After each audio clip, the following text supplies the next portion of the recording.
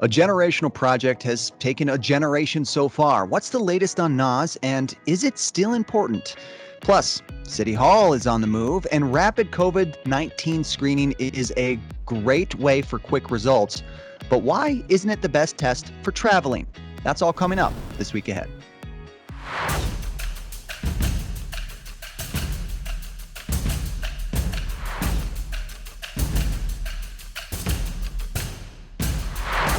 Hey everyone, welcome in and thanks for joining me once again for this week ahead. The infrastructure we lay out is important to our very way of life.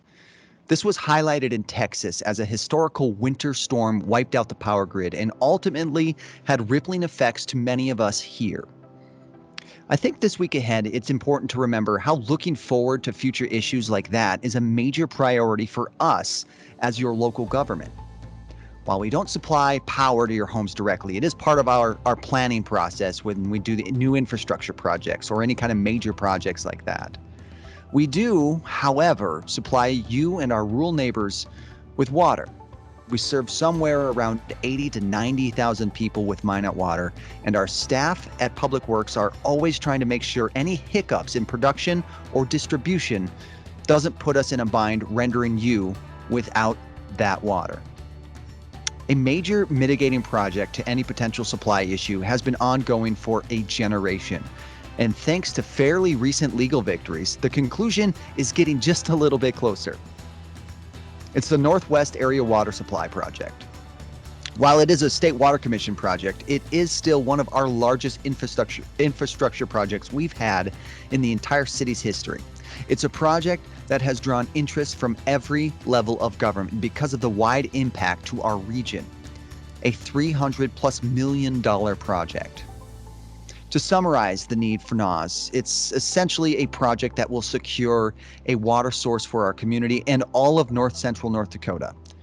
Minot's role in regional water production expanded in the early 2000s because many in the rural areas did not have a supply of quality drinking water. That's when we stepped in.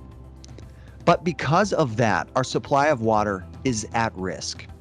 We're pulling water from our groundwater wells, treating it, and then sending it out and throughout Minot. We're also sending it out to help our local neighbors in Berthold, Burlington, Kenmere, Sherwood, Lansford, and Mulhall. And soon, with NAWS, we'll be sending quality water to Bottineau, West Hope, and Souris. Construction on NAWS began 2002.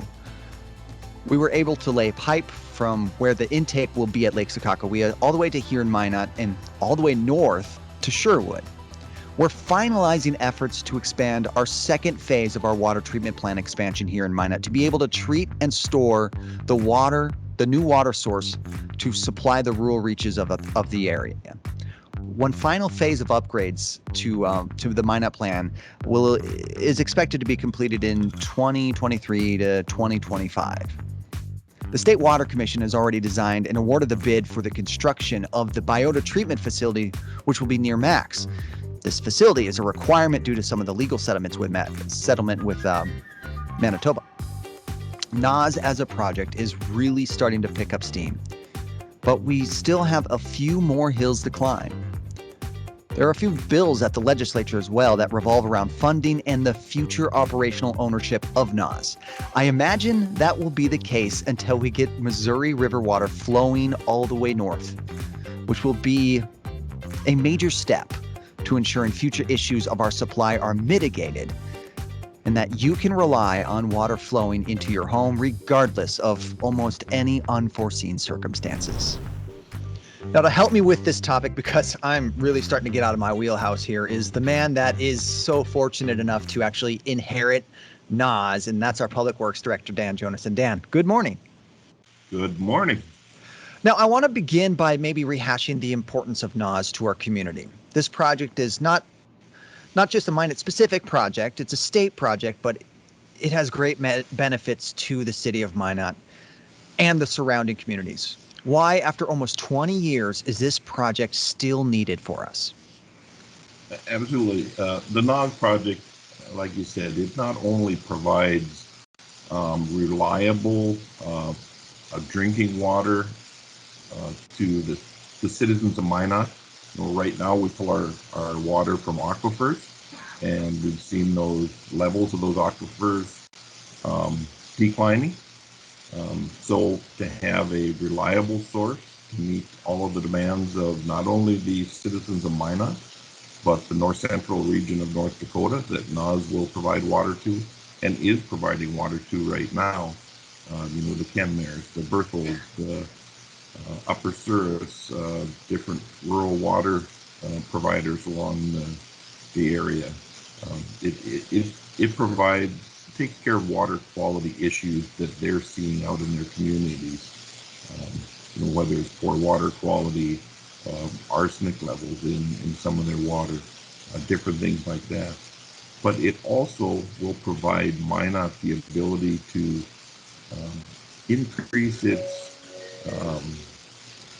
I guess, the ability to lure some sort of industrial use in Minot.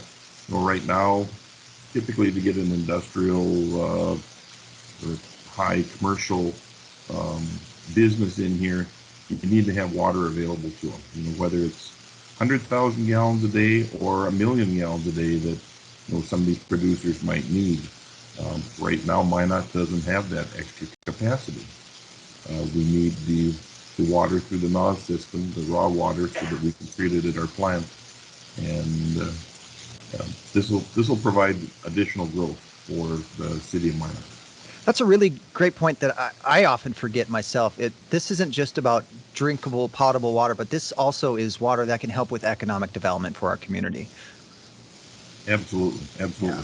It's a vital part of economic development for our community and the region, and the other communities around us that may be looking at trying to get some economic development for them.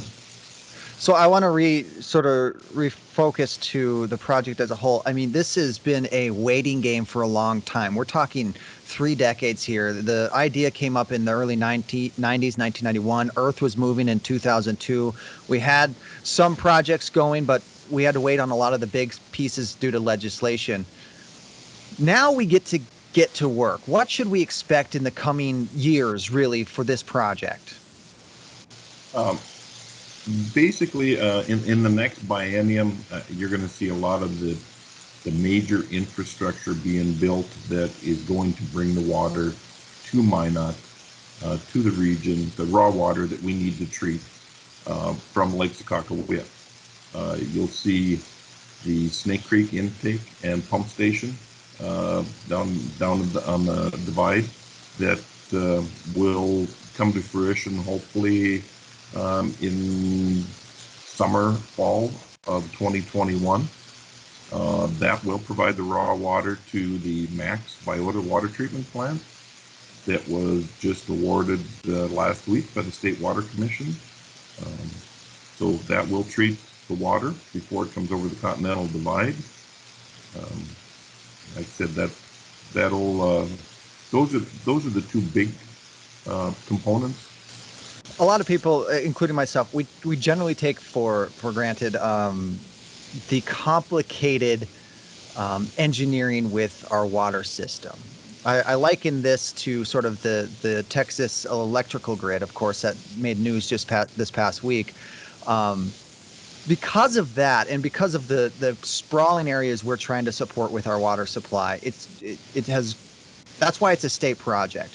And therefore, it's had a lot of conversation during this legislative session. I know you've been active in a fury of conversations in Bismarck this session, but there were a few that have lasting impacts to NAWS. So what are those bills being discussed at the legislature, and what are the best case scenarios for us after this session for NAWS? Probably the biggest one, or the most vital one, is House Bill 1020. That provides funding to the State Water Commission for water projects throughout the state of North Dakota. In there, tentatively right now, there's about $33.5 million slated towards the NAWS project. Like I said, that'll help us complete A couple of the major projects that we need, the Snake Creek intake, Surge Reservoir and booster stations, and our last piece of pipeline that we need. Like I said, that's probably the most critical one is the funding, to keep the funding going forward. And there is strong support with our legislature. Since NAWS saw a 15 or 16-year halt, essential, due to the lawsuits from Manitoba and Missouri, to finally get this project completed now in the next 5 years, 7 years, whatever it's going to take to complete it. So that's probably the most critical one. There's another bill out there that talks about the reorganization of the NAWS Advisory Committee.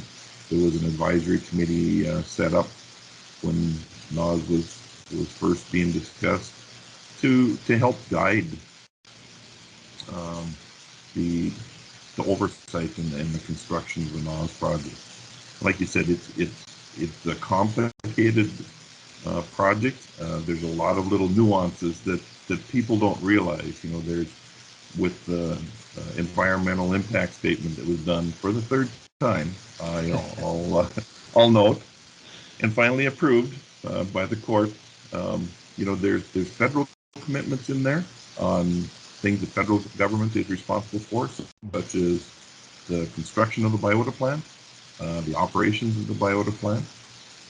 There's state commitment for this project, and there's the commitment by the city of Minot for the 35% cost share of this project. So it's a lot of little parts and pieces, but I'm happy to say strong support from all of the entities and our legislators to see this go forward and get completed, so that we have good, reliable drinking water. But with that, like I said, there's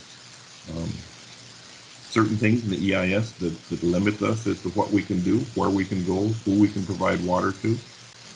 So we have to keep that in mind also. So that's what the NAWS Advisory Committee basically does, is it provides guidance to the state engineer on how they feel the project should go forward, provides input on that. So there is a bill in there now to reorganize the NAWS Advisory Committee.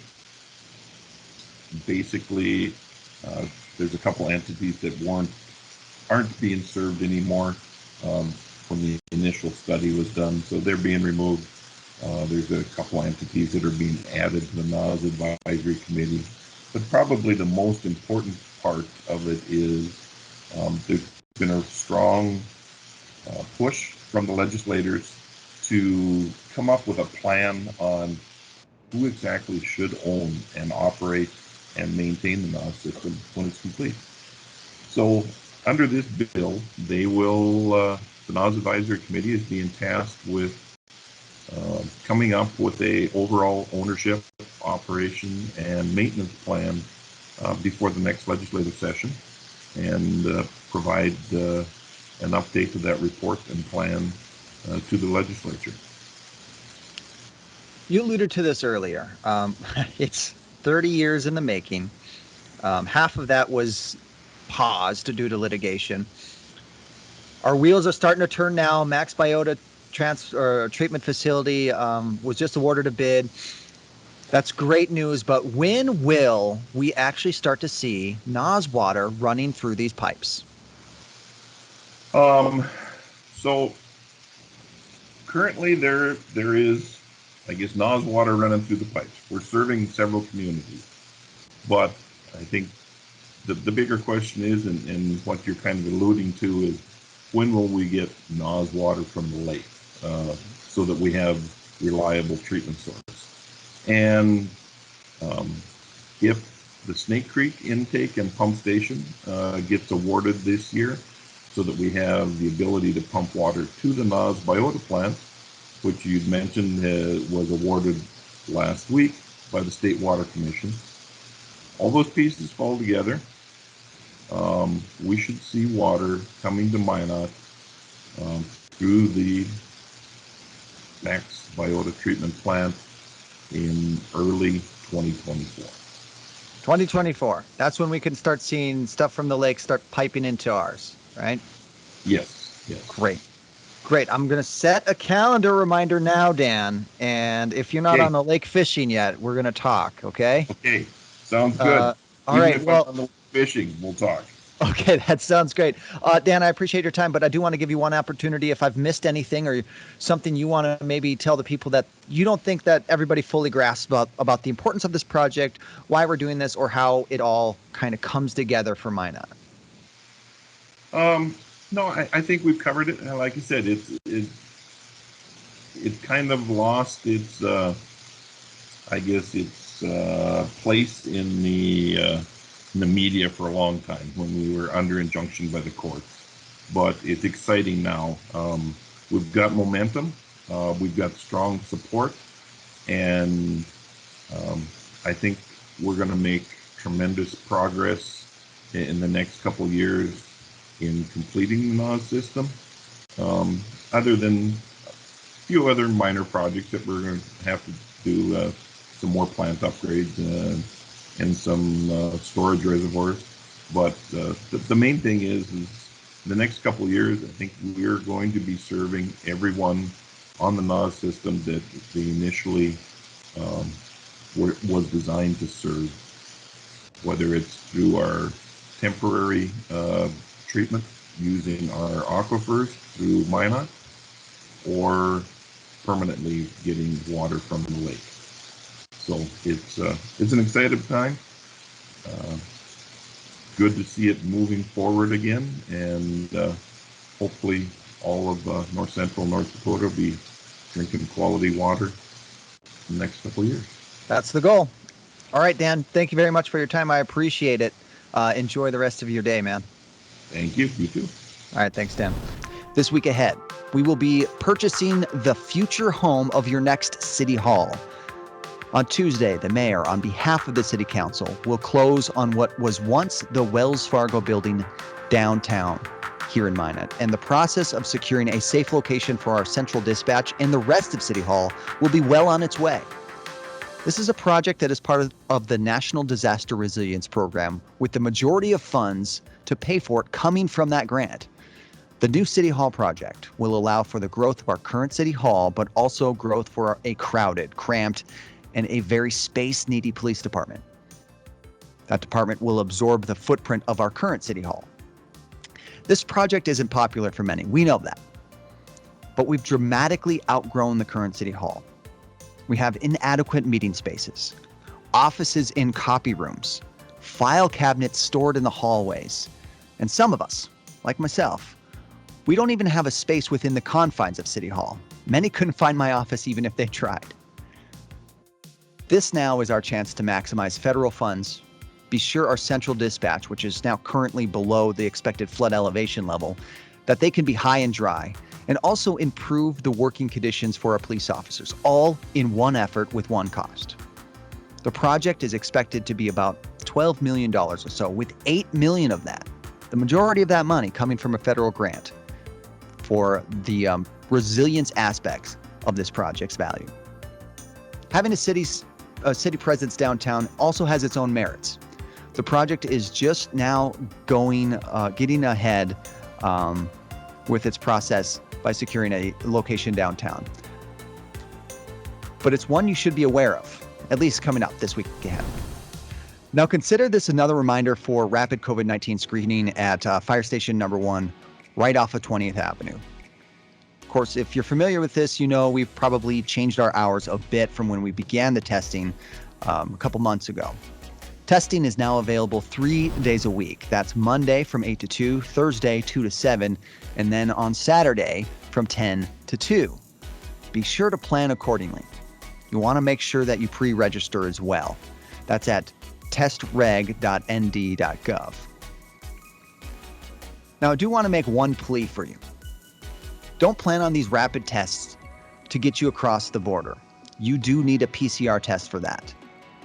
These rapid antigen tests are not, in almost any case, compliant with international travel requirements. Our fire department cannot supply you with any of the documentation or paperwork for travel either. All those results come directly from the state health department. So if you're hoping to hop a plane and head to Canada or even to Hawaii, you'll still need to receive one of those PCR tests from First District or your healthcare provider. I think I'm preaching to the choir here, but I feel obligated to make a mention of this because we've had some less than polite calls to our fire station, and it's not necessary. Our firefighters are there working overtime to supply our community an opportunity for a quick result testing to find COVID infections in our community. They're not there to help you go on vacation. If you want to do that, you will need to plan ahead.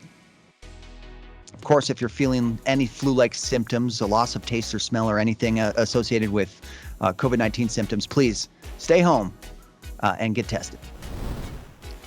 So thanks, of course, for watching this, but I want to make mention of another way you can learn more about your city. It's very similar to this, but it's a twice monthly newsletter that we send out. This one has more journalistic style stories, so you can know more about Minot. The latest issue, for example, dove into a brilliant new piece of equipment that will help us better fill those pesky spring potholes by recycling asphalt. This newsletter also recaps your city council meetings and is a great single source of important dates to keep in mind each and every month. Be sure to sign up for that. And thanks for joining me on This Week Ahead. If you have any questions for us, please let us know. We will be happy to answer them. You can go to minotnd.org/mailbag, or you can email us at info@minotnd.org. Use the subject line of mailbag. And if you haven't subscribed to this as a podcast, please do so. If that's your jam, you can go to minotnd.org/thisweekahead, find all of that, or you can go to Apple Podcast or Spotify and follow us on social media. We are at City of Minot just about everywhere. Thanks for joining me and enjoy This Week Ahead.